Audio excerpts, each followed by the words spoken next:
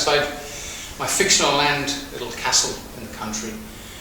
In here, nothing but fiction. So I'd like you to come inside and have a sit by the fire, and we'll have a chat about quite a few things. The topics today will be common law, common sense, and the land of fiction. And, yeah, it's up here on top what we're talking about. The words we must avoid justice, persons, and the normal courts, because they're all fiction. That's why I'm going inside to sit by the fire to talk to you about that fiction. I'm still waiting for the Harry Potter or whoever's in there to open the door. And but last but not least, we're going to talk about big fines, or fines in general. Now, a lot of people have been paying a lot of money unnecessarily, because they've made up these laws. They're not laws, but they're pretend laws, right? That's why, again, we're all in fiction. Now, they're unenforceable, and I'm going to tell you how to do it. And if we get away with it, at the end I'll put a template up so you can copy it. So come on inside with me, and we'll have a chat by the fire. And remember, all that is said and done in here is fiction. Don't forget fiction. Okay, let's get this door open, and I'll see you inside, alright? Bye for now. Hi guys, welcome inside to my little house here. A bit of fire, nice chair, comfortable chair. We're going to have a chat, as I said, outside about a few things, and I've often asked myself the question, when did all this happen? And how did it happen? And where were we when it happened? Well, Australia became an unlawful republic in 1986, and we allowed it to happen. It started with Gough Whitlam. I remember Gough Whitlam, another bar member association, member of the bar, barrister. Once they get into politics, they destroy everything they get their hands on, and they're like flies around the proverbial, they're everywhere. They destroyed the American Constitution, although they didn't win, they made amendments, we didn't. So in 1973, Whitlam made a big effort to get rid of Queen Elizabeth II, that's in 1-1. Queen Elizabeth I, she reigned a long, long time. Our present Queen has reigned even longer. Now, Whitlam tried it, but he got caught by the last lawful Governor-General, found out, and he was sacked. The Queen, obviously, was informed, and she said, go for it, and they got rid of him. And Whitlam came out and says, may God save the Queen, but nothing will save our Governor-General. And from that day forward, they did exactly right. They picked him, they used him, and they're just a puppet. Then in 1986 came our wonderful Bob Hawke, which I liked at the time and met on a number of occasions. I thought he was wonderful. But he came on and convinced the British government there was a referendum held in each state in Australia. There wasn't. He lied. He said each state put paperwork in. Again, he lied. But he convinced the British government that Australia wanted to be a republic and did not want the Queen or the Constitution, anything. So the British Parliament signed off on it. So hence with the Act of 1986 we became a republic, unlawfully, from the list was on. And since then we've had visits from the royal family, we have royal commissions. There is no Queen, so how can you have a royal commission? Then we have these wonderful members of the Bar Association, just like Bob Hawke was a member of the Bar Association, another lying, cheating barrister came along and lied all the way through. Now we have these barristers with the name QC after the name, Queen's Counsellor, again lying, cheating, disgusting. There is no Queen, so how can you have a Queen's Counsellor and a royal commission into banks? Royal commissions. These corporations are lying to you day in, day out. They're not governments.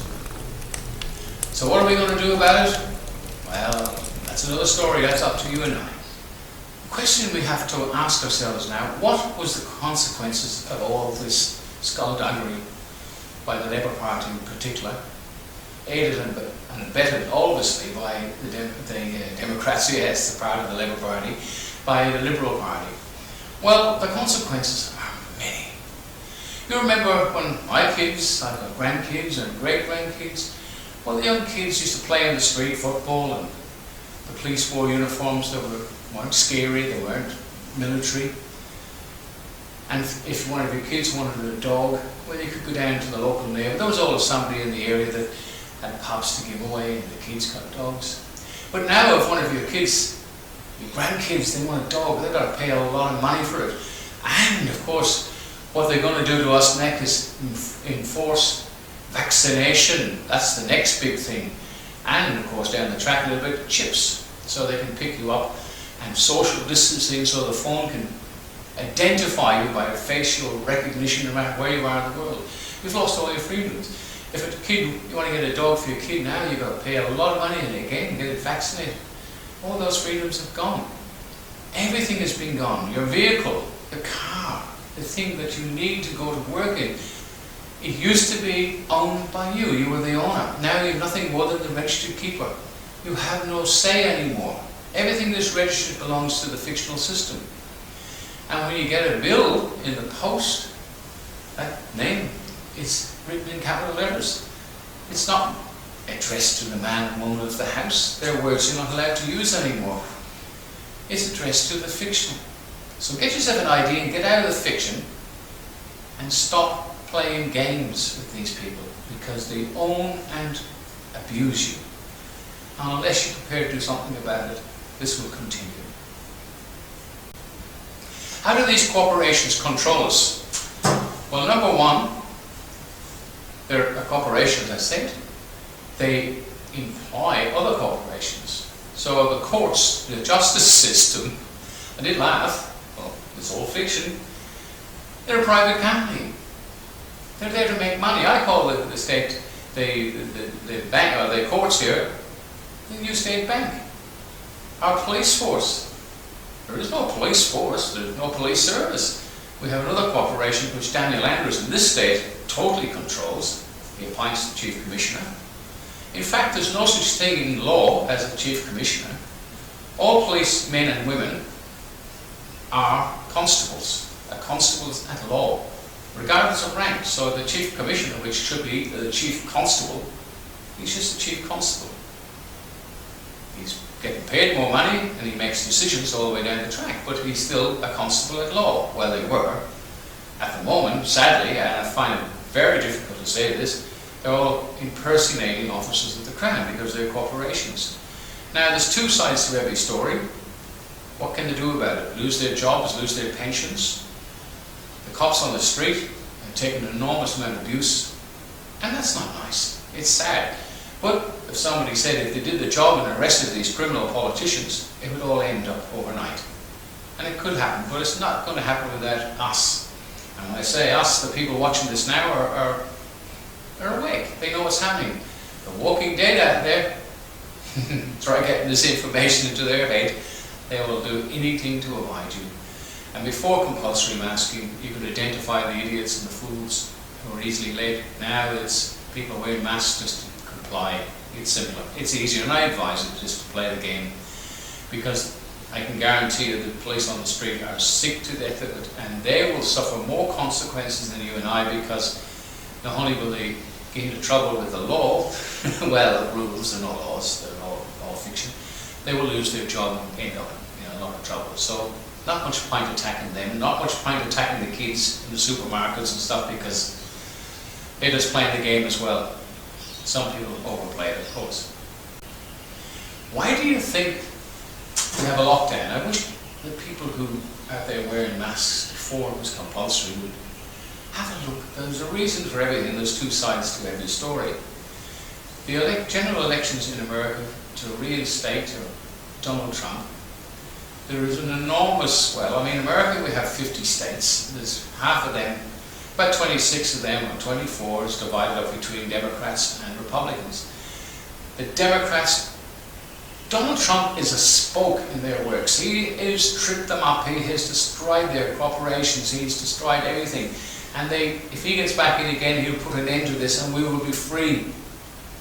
And sadly, mostly women. I don't like Donald Trump. Then you ask them, why don't you like him? Well,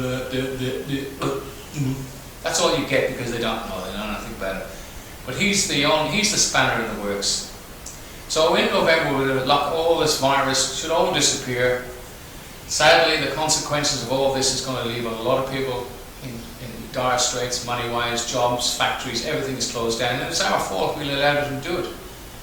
We left our run a little bit too late. Now, they're handing out fines. This is what you all want to hear about. Now, the fines goes to the infringement court. Same as the courts. They send all their paperwork off to the infringement court. Now, the infringement court used to be civic compliance, and it was run, they hijacked a name called sheriff. They were sheriffs, but they were never sheriffs. They're not sheriffs. They were an unlawful organisation, which, thank God, they seem to have disappeared, thanks to decent people like Brian Shaw and other people who fought that system for years. They've disappeared to a certain degree. They may be hiding out there, but you don't see their cars around anymore, thank God. Now, the civic compliance became Vic fines. Now, Circle forgot to register that company, so an individual registered in their name, but he's not claiming any money out of it. But when you get these fines, and they've made up new numbers on the police fines and stuff, it's fiction. They were never lawful. The infringement court is a computer in I think it's on the 12th floor in William Street. Somebody went and see it. It's not a court. So how do you get out of paying these unlawful fines? You promise to pay them with clean hands and equity all alleged fines, provided they can provide to you on a prescribed form the details in relation to this court. Simple question. Who was the magistrate? Who was the prosecutor? In fact, who was there in my place? Was the deceased corporation even mentioned? Failure to do so, well, they haven't given you full disclosure, so that deal's gone. But furthermore, they come along and say they've got warrants. Ask them for them. Let's show me a copy of the warrant. And with clean hands and equity, I promise to pay. But they can't. So don't worry too much about the fines. They're not enforceable because they're not lawful, and the organisation that's set up Vic Fines is just another corporation with no teeth. Now down the track they'll try and change this, the crooks, but it's up to you and I to stop it. Hence, we have a new system coming into play. Some time ago, I looked into the International Common Law Court, and I came across a man in England who was heavily involved in it. Sorry, in Scotland, that is. He'd be very upset. And the Common Law Court was set up by the people in the UK, and then it became the International Common Law Court, and it's in 100 countries now, including Ireland, actually in France, which was the origins of maritime commercial law way back in the 13th century when it was introduced into England. That's the law that's we currently abide by. It means no juries, get rid of the juries, just convict people, make some money. Well, that's going to change because in Victoria, New South Wales and in New Zealand, the Common Law Court is set up and established. It has no cases before any court at the present because you can't hold a case, a common law court, any kind of case, because the courts are shut down. Their courts and our court, or the People's Court, is shut down because there's nowhere to have a venue. But the paperwork is done and charges have been laid against some very, very high-flying gangsters, crooks, and manipulators of the system in conjugal contact, abuse of office, and masquerading as members of the Crown. That's all been approved in the UK, and the paperwork has come back here. The summonses will go out to these people. They will be invited for mediation. If they turn out, great. If they don't, then it'll go back to London. It'll come back here as a summons for a court case. It'll go before a jury selected by the public and open to everybody to come and see. And it's all on a level playing field. No judge up in a box, no prosecutor on the floor, no witness boxes. Everything in a box means nothing. It'll be on a level playing field. And the jury will decide whether these people are guilty or not. Then they will make a decision on the penalty. That then will go back to the UK for approval, come back here, and it will be administrated and enforced. Anyway, I'd like to thank you all for watching, because This is just a little bit of an insight into something just to keep the system running, and I'd like you to try and wake up a couple of people. It's not easy, but eventually they will wake up anyway, like we did when it was too late.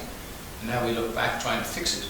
So a stitch in time saves nine, and I say to our dear friends in the police force, don't throw stones in a glass house, because you're going to get damaged by the falling glass. So beware of the breaking the law by enforcing an unlawful law. Good luck, guys, and thanks for watching. Bye for now. When you write this letter to the Fines Victoria, put their ABN number in. Look it up on Google, you'll find it. If not, somebody will know it. So you address this to, I think it's Wayne Howard is the guy in charge. So let's say it's Wayne Howard, CEO of corporation commonly known as Vic Fines.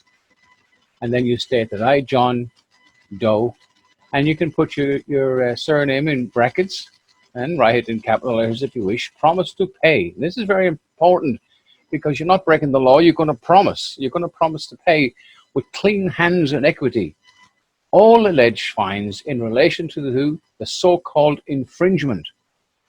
So you're going to promise to pay them. Right. Now they've got to do something for you. Provided, Mr. Glenn Howard, I think that's his correct name, you can provide to me details on a prescribed form. Now, there is a prescribed form which they put these details on in relation to that infringement case. There was a court case held. And of course, it's only a computer. So this court case, I think it's a fair question to ask who the magistrate was. In fact, were you there? And who was the prosecutor? And was there a defense? No, of course there wasn't. So it's impossible for them to answer any of these on any kind of form, let alone a prescribed form. If they can't answer it, well, then there's no contract. And that's very, very important. Now, you're asking who the magistrate was. I mean, that's a logical question. And furthermore, it's very important that all communication you have with these fictional people is failure to comply within a requested period of 28 days will be seen as an accord of satisfaction. What that means, if they can't answer the questions that you ask, who is the magistrate, who is the prosecutor, any other questions in relation, just keep it short. If they don't reply to you within a period of 20 days, it could be seen, as they say, on reasonable grounds that they're happy to agree that there is no case. They can't provide it, they can't give you full disclosure. So if they don't come back to you within a period of 28 days, which they can't supply the information you requested, that is the end of story. Anyway, best of luck. This is not legal advice because I don't believe in legal fiction. It's probably common sense advice. Anyway, I hope it's a little bit of help. Thanks, guys. Best of luck. I'd like you to have a look at this picture. This is where you're getting your inflammation from. Inflammation, I did say.